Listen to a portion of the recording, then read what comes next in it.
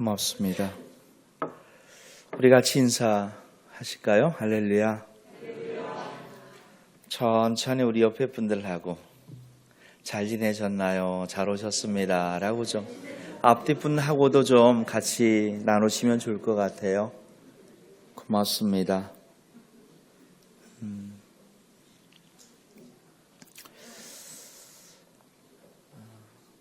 2월 첫 주 말씀을 사도행전 3장에 있는 내용을 좀 택했습니다. 그리고 제목을 기대 이상의 축복, 그 기대 이상의 축복을 받았으면 하는 마음으로 오늘 본문을 좀 준비했습니다. 우리가 잘 아시는 내용인데 그 내용 가운데에서 또 우리가 새롭게 주어 담을 것이 있다면 담아 돌아가시는 이 시간이 되기를 축복합니다. 예루살렘 성, 그 예루살렘 성전이라고도 하죠. 그 성전은 우리가 잘 알다시피 솔로몬 왕 때 건축이 된 거죠. 그리고 이후에 좀 훼손되었다가 다시 헤롯 왕 때 보수가 또 됐어요. 헤롯 성전이라 이렇게 또 불리기도 해요. 그 예루살렘 성은 성전으로 들어가기 위해 문을 통과해야 되는데 그 문이 8개가 있다고 해요. 그 8개의 성문 중 가장 좋은 문이 황금문이라고 하는 문입니다. 동쪽에 있어서 동문이라고도 하고요. 또한 이 문을 우리는 다른 말로 미문이라고, 아름다운 문이다 해서 미문이라 이렇게 불렀다고 해요. 이 미문은요, 문이 2개가 있었대요. 하나는 자비의 문이라 불렸고 하나는 회개의 문이라 불렸어요. 재밌는 것은 유대인들은요, 메시아가 이 문을 통해서 들어올 것이다, 그렇게 믿었어요. 그래서 우리가 잘 아는 세계사 속에 등장하는 그 오스만 투르크라는 민족 있죠. 그 민족이 이 지역을 점령했을 때에 그 예언을 차단하기 위해서 이 황금문을 막아버렸어요. 오늘날도 막아진 채로 있어요. 그래서 황금문이라 불렸던 이 문, 아름다운 문이라 불렸던 이 미문은 지금 가장 잡초가 무성한 그러한 문이 되어 있어요. 오늘 본문의 사건은 바로 그 미문이라고 하는 장소에서 일어난 한 이야기입니다. 이 미문에 어떤 한 사람이 있어요. 성경을 보면은요, 이 사람을 이렇게 소개합니다. 오늘 본문 2절을 보십시오. 나면서 못 걷게 된 이를 사람들이 메고 오더라는 겁니다. 성전에 들어가는 사람들에게 구걸하기 위해 날마다 미문이라는 성전에 두는 자라 이렇게 말하고 있어요. 다른 문 중에서 아마 이 문으로 많은 사람들이 오고 났던 것 같아요. 들어오고 들어가는, 나가는 일이 이 미문에 가장 많았던 것 같아요. 그래서 사람들은 본문 속에 태어나면서부터 걷지 못했던 이 사람을 날마다 이 문 앞에 놓았던 것이에요. 안타까운 것은요, 사도행전 4장 22절의 말씀을 보면 이 사람은 40여 세가 되었다고 말하고 있으니까 무려 지금 태어나서 40년 동안 걷지 못한 상태로 어느 때부터인지는 나와 있지 않지만 성전 미문 앞에서 매일같이 들어오고 또 나가는 사람들에게 구걸하는 사람이었던 것이죠. 이 사람의 삶을 우리가 생각해 보건대 과연 이 사람에게 어떠한 미래가 그려져 있었을까요? 아무리 여유롭게 생각을 할지라도 이 사람은 하루하루 견뎌내는 것이 그저 고마운, 그것이 전부인 삶의 모습이었을 것 같아요. 희망보다는 체념, 변화보다는 일상의 반복이 익숙한 그러한 삶을 살던 사람이 이 사람이었을 것 같습니다. 조금 전에 말했듯이 사람들이 이 사람을 매일같이 성전 미문 앞에 데려다 놓았어요. 예루살렘에 단 하나뿐인 성전입니다. 사람들은 이 성전에서 하루 3번 하나님을 향해 기도하던 그러한 습관이 있어요. 오전 9시, 그리고 난 12시, 오후 3시, 그리고 가장 많은 사람들이 들어가는 이곳. 아마도 이 사람은 이 자리에서 누군가의 자비를 기다렸을 것 같습니다. 그게 하루는 늘 같습니다. 기도 시간이 되면 사람들이 성전으로 올라가고 그들을 향해 이 사람은 습관처럼 손을 내밀어 돈 한 푼을 구할 것이고 또한 빵 한 조각을 구하는 모습이었을 것입니다. 그런데 여러분, 나면서부터 40년 동안 걷지 못한 이 사람이라고 그 마음에 품은 소원이 왜 없었겠습니까? 생각해 보건대 이루어질 수 없는 소원이었지만 그는 스스로 삶의 현실 속에 접어야 했던 꿈 하나가 있었을 것 같아요. 그것이 무엇일까요? 일어서는 삶이었을 것 같습니다. 그저 오늘 마치 우리로 생각하면 100원이 아닌 1000원을 구걸했어요. 어제보다 좋으니 고맙다가 아니라, 행복하다가 아니라 그냥 오고 가는 그 사람들처럼 나도 걷는 인생이었다면,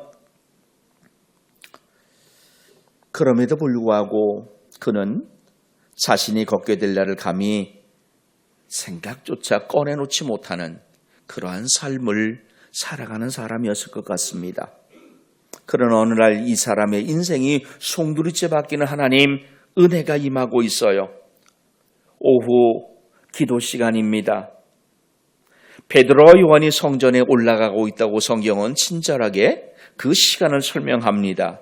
1절을 보니까 제9시 기도 시간, 우리로 말하면 오후 3시 기도 시간에 베드로와 요한이 성전으로 올라가더라는 겁니다. 베드로 요한이 어느 때처럼 성전으로 올라갑니다. 미문 앞에 앉아서 구걸하던 이 사람은 똑같이 여느 때와 다르게 손을 내밀었을 것 같습니다. 그런데 그날은 여느 날과 달라요. 베드로가 이 사람의 눈을 똑바로 바라보며 이렇게 말합니다. 4절로 6절의 말씀을 보니까 베드로가 요한과 더불어 주목하여 이르되, 그 사람의 모든 행동 하나를 눈과 눈을 마주치는 듯한 모습이에요. 그가 그들에게서 무엇을 얻을까요? 바라보거늘 6절을 한번 같이 읽어봅니다. 베드로가 이르되 은과 금은 내게 없거니와 내게 있는 이것을 내게 주노니 나사렛 예수 그리스도의 이름으로 일어나 걸으라. 아멘. 베드로가 그의 오른손을 붙잡아 일으켰을 때에 그의 발과 발목에 힘이 생겨요. 그가 벌떡 그 자리에서 일어나 걷기 시작합니다. 놀라운 것은요, 걷는 것에 그친 것이 아니에요. 뛰기 시작합니다. 심지어 하나님을 찬양하고 있어요. 7절과 8절을 보니까 오른손을 잡아 일으키니 발과 발목이 즉시 힘을 얻고 뛰어서서 걸으며 그들과 함께 성전으로 들어가면서 걷기도 하고 뛰기도 하며 하나님을 찬송하더라.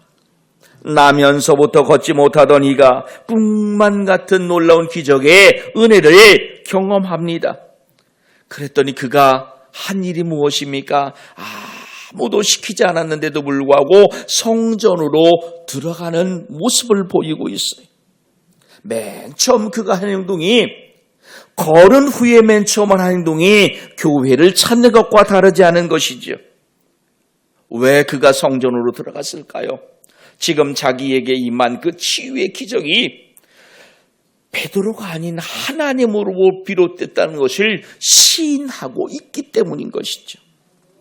오늘 저와 여러분이 예배의 자리에서 예배하고 있다는 것, 하나님의 은혜임을 고백하시기를 부탁합니다. 오늘 내가 살아 숨쉬고 있는 것, 이 예배의 자리에 내가 있음이 정말 하나님 은혜임을 고백하는 예배가 되기를 부탁합니다. 단 한 번도 걸을 수 있을 것이라는 기대, 잠시 품었지만 곧 꺾어버려 했던 이 기대가 현실이 될 이 사람, 그는 걷고 뛰며 하나님을 찬양하는 예배자가 되고 있는 모습을 우리가 보고 있어요. 여러분, 매일 그 사람을 보던 사람들이 충격을 받았다고 9절과 10절은 설명합니다. 모든 백성이 그 걷는 것과 하나님을 찬송함을 보고 그가 본래 성전 미문에 앉아 구걸하던 사람인 줄 알고 그에게 일어난 일로 인하여 심히 놀랍게 여기며 놀라니라. 아멘. 그들이 성전 안에서 본 사람이 누굽니까? 구걸하던 그 사람입니다. 매일같이 앉아 손 내밀던 그가 성전 안에 들어와 찬양을 하고 있어요. 그런데 그가 걷고 있는 겁니다. 서 있어요. 사람들이 이 모습을 보고 놀랐다는 겁니다. 사랑하는 여러분, 이처럼 기적은 이 한 사람에게만 영향을 끼친 것이 아니에요.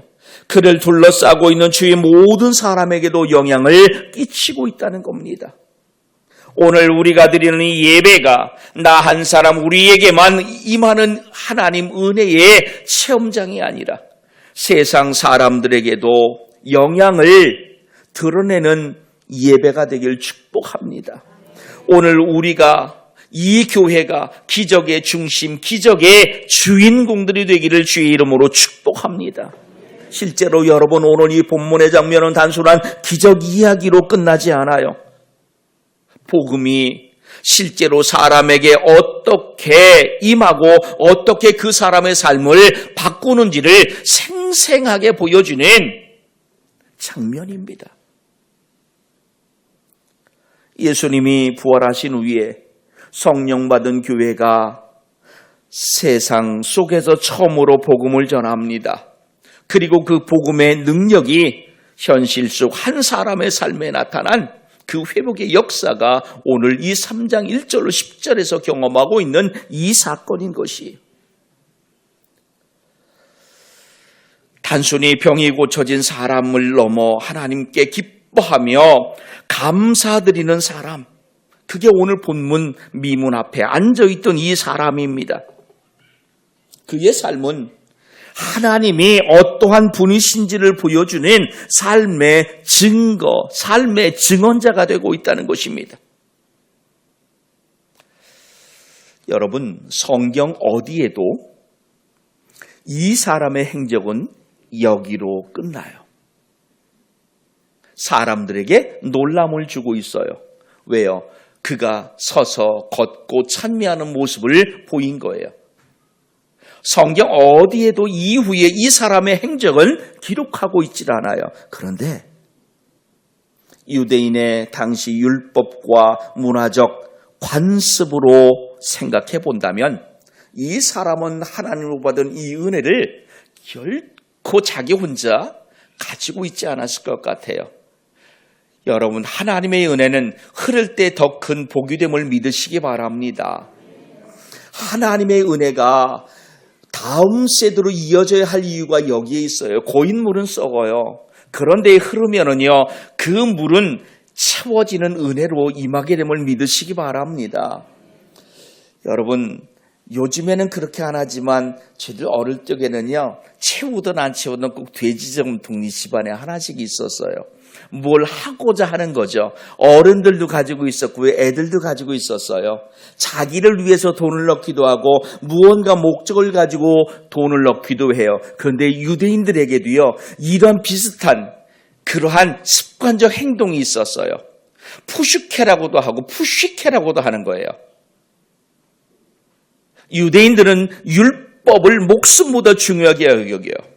율법을 지키는 것은 하나님과 동행하는 것이 하나님의 사람임을 증언하는 거예요. 그래서요, 집이나 회당이나 저 성전 안이나 입구에 이 푸시케라고 하는 헌금함이 있었어요.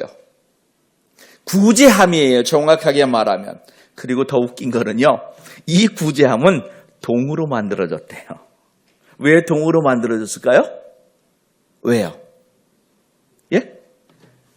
딱 떨어뜨리면은 이게 천으로 만들어지면 소리가 날까요? 안 날까요? 그런데 동으로 만들어지면 소리가 날까요? 안 날까요? 졸던 사람이 솜 깔린 데에 동전을 넣는 소리를 들을 수 있을까요? 없을까요?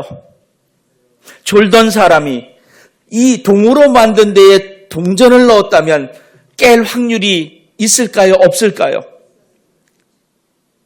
유대인들이 그랬대요. 동으로 만들어 놓고 거기에 동전을 떡 던지면은 땡그랑 소리가 나잖아요. 그러면 그랬대요. 아, 하나님이 나의 구제를 들으시는구나. 그래서 어떤 보여지는 행위로서도 그렇게 이 구리로 만들었다는 거예요. 동으로. 그러니까 유대인들은요, 아주 태어나면서부터 이 푸시케라고 하는 이 문화적 환경 속에서 자란 거예요. 그리고 잠언 19장 17절에 있는 말씀처럼 같이 읽어봅니다. 가난한 자를 불쌍히 여기는 것은 아멘. 하나님이 제일 기뻐하시는 일을 생각한 거예요. 그래서 여호와께 구워드리는 거래요. 구제가. 여러분, 그렇지 않을지라도 하나님 앞에 드리는 구제에 힘쓰시는 여러분이 되길 부탁드립니다. 그 선교에 애써 여러분 동참하시는 삶이 되기를 주의 이름으로 부탁드립니다. 그렇게 살았을 것이다. 충분히 우리는 생각할 수 있어요. 어찌되었든 이 회복의 사건은 한 사람의 일어섬을 넘어 공동체의 가치와 신앙의 본질이 무엇인지를 다시 일깨워주는 큰 사건이라는 것이죠. 조금 더 말씀을 좁혀볼까요? 나면서부터 걷지 못하던 이 사람은 이 땅에 고정된 인생을 상징하고 있어요. 무슨 말입니까? 여러분, 이 사람은 성전 앞에까지는 갔지만 성전 안에는 들어갈 수가 없어요. 육체적으로 이렇게 아픈 사람은요, 성전 안에 들어갈 수가 없었어요. 여러분, 오늘 우리는요, 우리의 내면의 상태를 보십시오. 어떤 죄와 상처와 체념과 절망에 묶여서 거기에 멈춰 있는 상태. 본문에 나와 있는 이 미문에 앉아있던 사람과 다르지 않다는 것이에요. 믿음으로 하나님 앞에는 나왔지만 그 넘어가지 못하는 상태. 미문 앞에서 서 있지만 미문 안으로 들어가지는 못하는 상태. 우리가 예수님을 믿기 전, 복음이 내 안에 들어오기 전 이런 모습이었거든요. 오늘 예배하는 자로 살아가는 저와 여러분이 될 때에 미문 앞에 머무는 자가 아니라 그 미문 안으로 들어가는 삶이 저와 여러분의 모습이기를 축복합니다. 또한 오늘 이 사람에게 전해주고 있는 이 복음은 단지 지식과 말에 그치지 않는다는 거죠. 다시 말해 하나님의 그 엄청난 구원 계획은 지금도 진행형이라는 사실입니다. 어느 한 사람에 임하는 사건이 아니에요. 실제로 지금도 저와 여러분에게 이 복음이 삶을 바꾸어 놓는 능력이 됨을 믿으시기 바랍니다. 베드로는 단순한 위로를 그에게 전한 것이 아닙니다. 말로 그를 위하지 않습니다. 예수 그리스도의 이름을 선포해요. 이게 복음이에요. 그리고 예수 그리스도의 이름은 능력이 되고 있다는 사실입니다. 오늘 여러분, 제가 전하는 말이 무슨 능력이 있겠어요? 개뿔 아무 능력 없어요. 그런데 듣는 여러분이 그것을 예수 그리스도의 이름으로 받아들일 때에 그때 비로소 능력이 됨을 믿으시길 부탁합니다. 베드로가 능력이 있었던 것이 아니라 베드로가 선포하는 예수 그리스도 그 이름이 능력이었어요. 사랑하는 여러분, 그 복음, 그 예수 그리스도의 그 이름이 한 사람의 인생을 바꾼 것이 아니에요. 그곳에 있던 모든 이들이 그 기적을 경험하고 그들 중에 많은 이들이 하나님을 경험하고자 하는 이들로 바뀌었을 줄 믿습니다. 이 복음이 오늘 우리 삶에서도 기적으로 드러나기를 부탁합니다. 또한 여러분, 오늘 본문의 사건은 우리에게 하나님의 은혜, 그것은 우리 사람의 기대를 넘어선다는 것을 가르쳐 주시고 있어요. 앞서 설명했습니다만 이 사람에게 있어서 가장 큰 소원은 분명히 일어서는 것이었겠죠. 그 다음에 무슨 하고자 하는 것이 아니라 그저 일어만 섰으면, 일어났으면, 그래서 나도 저 성전 안으로 들어가 봤으면, 다른 사람처럼 그렇게 쉽게 이동할 수 있는 사람이었으면. 그런데 그는 그 꿈을 분명 금방 접었을 겁니다. 왜요?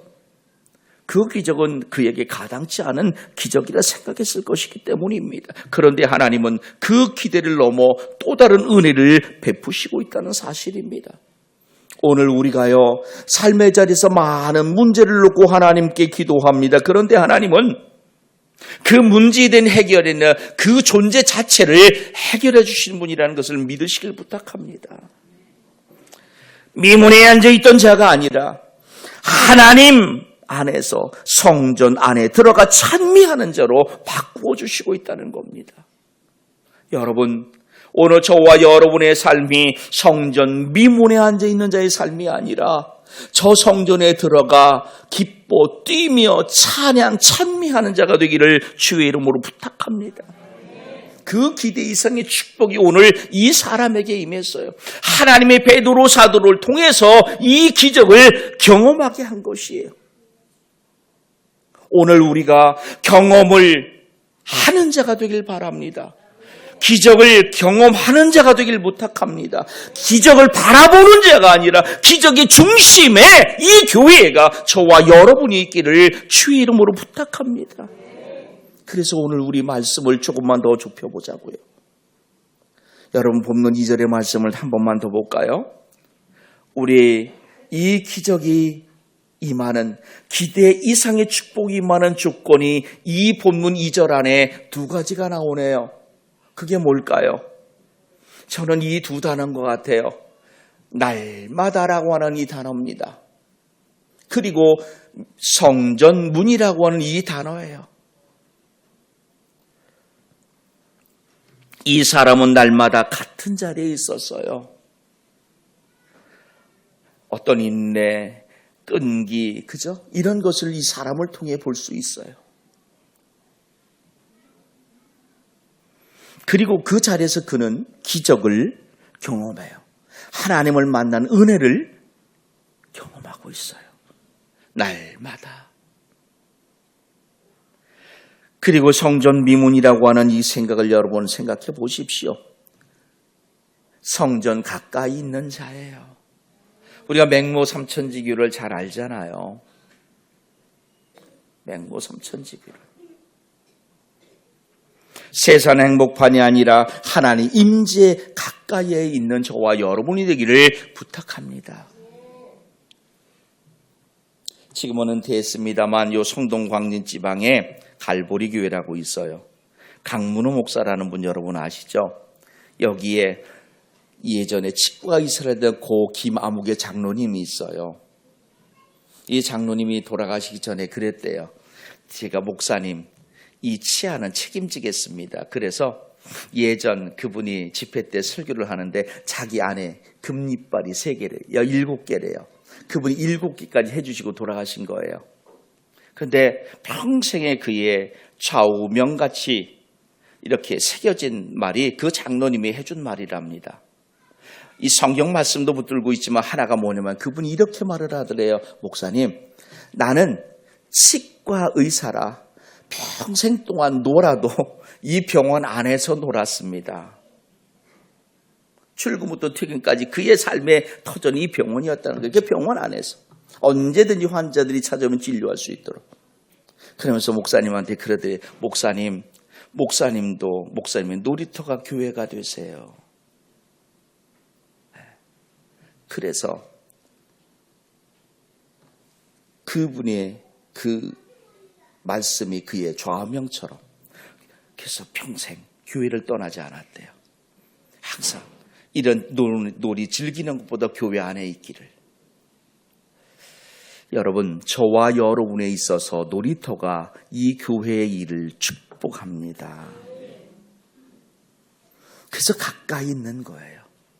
그래서 옛날 어른들이 그랬잖아요. 될 수 있는 교회 가까이 있으라고. 넘어져도 코달 때. 또 하나는 1절 속에 있는 이 말입니다. 기도 시간이라는 이 말이에요.